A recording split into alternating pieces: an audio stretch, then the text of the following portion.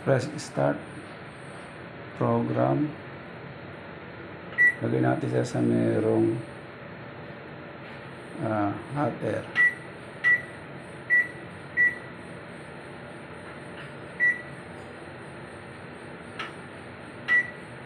For 5 minutes.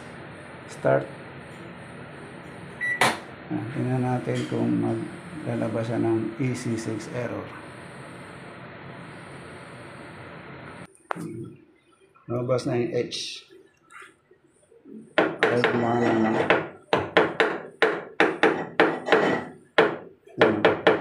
Stack up yung fan motor.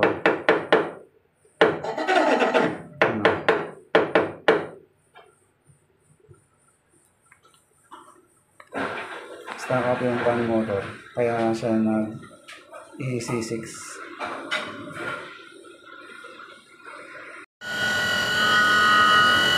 Galing blower na.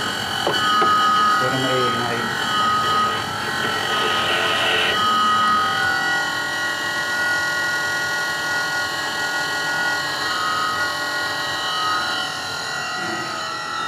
Front load, virtual washing machine.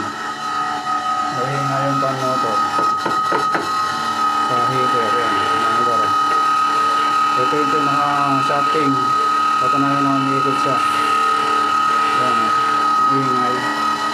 So, ibig sabihin ng H, mainit na to ang portion na to. So, yan o, nakapaso na siya. Maingay yung pan motor.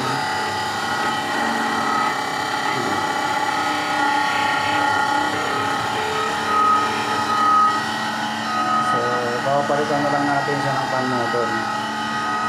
Yung unit na to. Maraming salamat sa lahat ng nanonood. Sa mga bago pa lang, press like and share. Thank you very much.